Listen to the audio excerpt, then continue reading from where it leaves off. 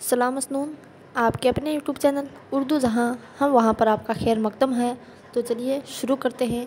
कल हमने 30 सवाल कर लिए थे, उससे अगला सवाल देखिए। मसनवी कदम राव पदम राव किस बहर में है। यहाँ तक हमने कर लिया था कि मसनवी कदम राव पदम राव किसकी मसनवी है, तो निज़ामी बेदरी की है। ठीक है, दक्कनी अदब की सबसे पहली मसनवी कदम राव पदम राव है। तो यह फ़ाउलन फ़ाउलन फ़ाउलन फ़ाल की बहर में है, तो ऑप्शन नंबर 2 हमारा दुरुस्त हो जाएगा। अगला सवाल देखिए।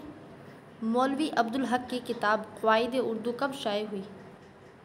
तो क़वाइद उर्दू किसकी किताब है, यह मौलवी अब्दुल हक की है। ठीक है, तो यह कब शाये हुई ये आपको बताना है। तो ये 1914 में शाये हुई थी। 1914 में किसकी वफ़ात हुई थी, तो अल्ताफ़ हुसैन हाली और शिबली नौमानी की भी वफ़ात 1914 में हुई थी।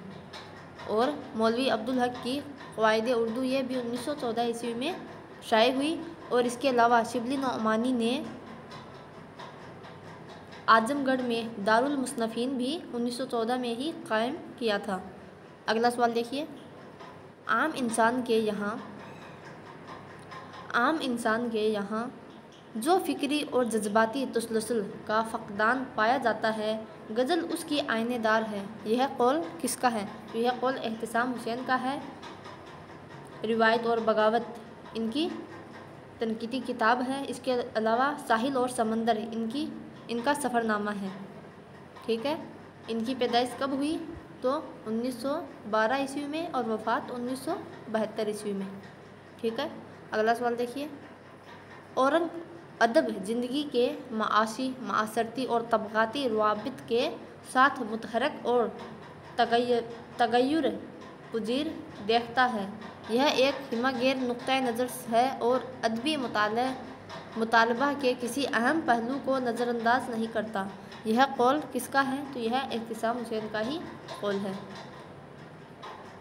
अगला सवाल देखिए। एहतिसाम हुसैन की किताब तनक़ीदी नज़रियात कुल कितने हिस्सों पर है, तो सबसे पहले कि तनक़ीदी नज़रियात किसकी किताब का नाम है, तो एहतिसाम हुसैन का। ठीक है, तनक़ीदी जायज़े वो भी एहतिसाम हुसैन की है, और जबकि तनक़ीदी हाशिया वो मजनू गोरखपुर की है, और तनक़ीदी नज़रियात ये एहतिसाम हुसैन की है। तो ये इसमें कितने हिस्से हैं, इसमें हिस्से हैं 2, ज़्यादातर 2 हिस्सों पर ही मुश्तमिल होते हैं।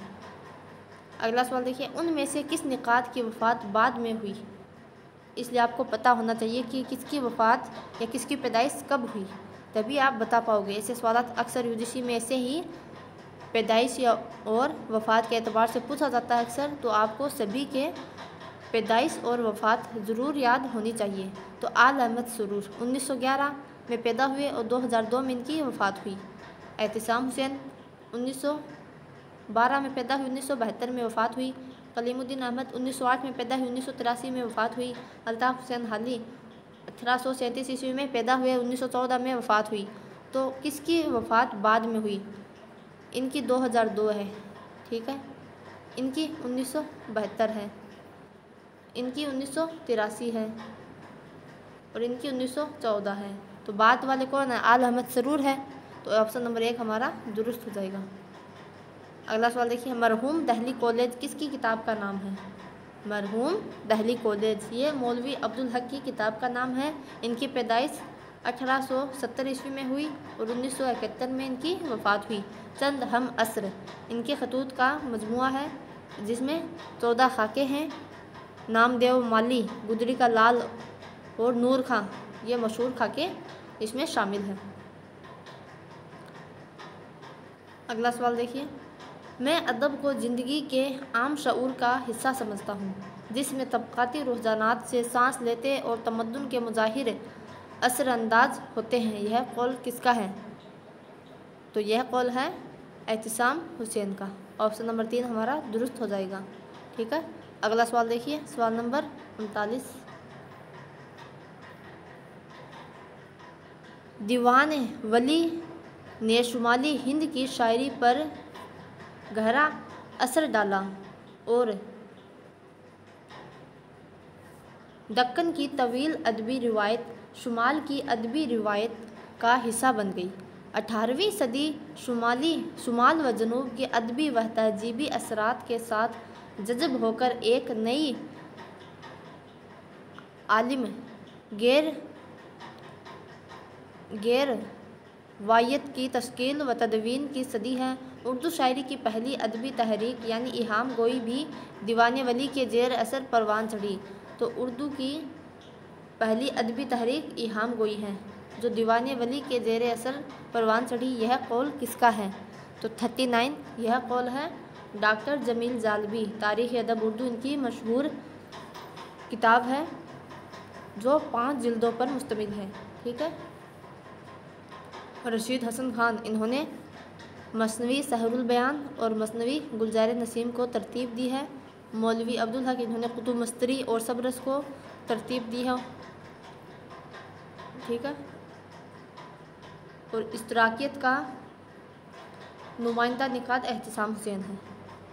अगला सवाल देखिए, अदब दो चीज़ों के इत्तेहाद का नाम है, इंसानी तजुर्बात और हुस्न सूरत। यह कौल किसका है?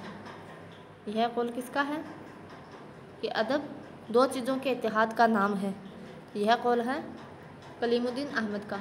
अगला सवाल देखिए, निकाद को हर किस्म के तासुब से अलहदा होना चाहिए, वह जाती हो या तारीखी। यह कौल किसका है? तो यह भी कलीमुद्दीन अहमद का है। अगला सवाल देखिए, तासुरात और तज़किया किसकी तख्लीक है? तासुरात और तज़किया यह एहतिसाम हुसैन की है। अगला सवाल देखिए, एहतिसाम हुसैन की तसानीफ़ का ज़मानी एतबार से दुरुस्त जुमरा क्या होगा? तो एहतिसाम हुसैन की किताबों का ज़मानी एतबार से बताना है तो तनकीदी जायज़े, तनकीद और अमली तनकीद, एतबार नज़र, ये दुरुस्त हो जाएगा। सिर्फ अमली तनकीद वो कलीमुद्दीन अहमद की है और तनकीद और अमली तनकीद ये एहतिसाम हुसैन की है। तो ये एक ऑप्शन हमारा दुरुस्त हो जाएगा। अगला सवाल देखिए, तनकीद की भूल भुलैया किसकी किताब का नाम है? तनकीद की भूल भुलैया यह कलीमुद्दीन अहमद की किताब का नाम है। तनकीद की भूल भुलैया इम्पोर्टेंट है, जहन में रखना, तनकीद की भूल भुलैया। अगला सवाल देखिए, किसने मिसाली रियासत का तस्वुर पेश किया? मिसाली रियासत का तस्वुर किसने पेश किया था? तो अफलातून ने किया था। ठीक है। और नकल का नज़रिया भी अफलातून ने ही पेश किया था। और ड्रामे को अमल की नकल अरस्तू ने कहा था और नकल की नकल का नज़रिया अफलातून ने और मिसाली रियासत का तस्वुर भी अफलातून ने ही पेश किया था। अगला सवाल देखिए, इहाम की तारीफ़ करते हुए यह किसने कहा? इहाम के मायने यह हैं कि वह लफ्ज़ जो मायने हो जिस पर शेर की बुनियाद रखी गई है और इन दोनों मायने में से एक करीब हों दूसरे बईद। अपने शेर में शायर की मुराद मायने बईद से होती है, करीब से नहीं।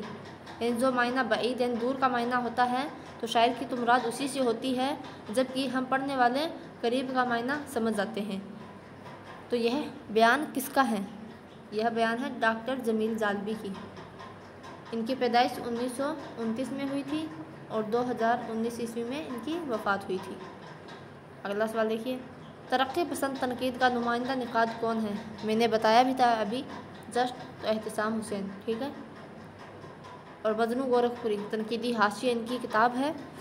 इनकी पैदाइश 1904 और वफ़ात 1988 ईस्वी में हुई थी। अगला सवाल देखिए, आला फ़नकार निकाद को नीचे गिरने से बचाएगा और आला तनकीद फ़नकार को बुलंद निगाही और रियाजत पर उकसाएगी। यह कौल किसका है? यह कौल है एहतिसाम हुसैन का। अगला सवाल देखिए, किसने मारूजी तिलाजमा का तस्वुर पेश किया? तो किसने किया था? इलियट ने। टी.एस. इलियट ने मारूजी तिलाजमा का तस्वुर पेश किया था। अगला सवाल देखिए, लाइब्रेरियों में बड़ा ऐब यह होता है कि बहुत सी इल्मी तहकीकातें जो मुद्दतों के मुताले और मेहनत के बाद तहरीर की जाती हैं एक दफ़ा छप कर ऐसी गुम हो जाती हैं कि ढूंढने से नहीं मिलती। यहाँ पर लाइब्रेरियों में बड़ा ऐब यह होता है कि ये बहुत सी इल्मी तहकीकातें जो मुद्दतों के मुताले और मेहनत के बाद तहरीर की जाती है एक दफ़ा छप कर ऐसी गुम हो जाती है कि ढूंढने से नहीं मिलती। यह कौल किसका है? यह मौलवी अब्दुल हक का है। तो हमारे सवाल हो गए आज के। क्लास थोड़ी छोटी है, 20 सवाल है, तो एग्ज़ाम के पॉइंट ऑफ व्यू से बहुत ही मुफीद व कारगर साबित होंगे। इंशाल्लाह मेहनत करते रहिए। और शेयर ज़रूर करिए, ठीक है, अपने दोस्तों के साथ जो भी उर्दू के इम्तिहान की तैयारी कर रहे हैं, ठीक है, तो उनके साथ क्लास को ज़रूर शेयर करें और मेहनत करते रहिए, इंशाल्लाह कामयाबी ज़रूर मिलेगी। तो आज के लिए इतना ही, इंशाल्लाह कल फिर मिलेंगे। अल्लाह हाफिज़।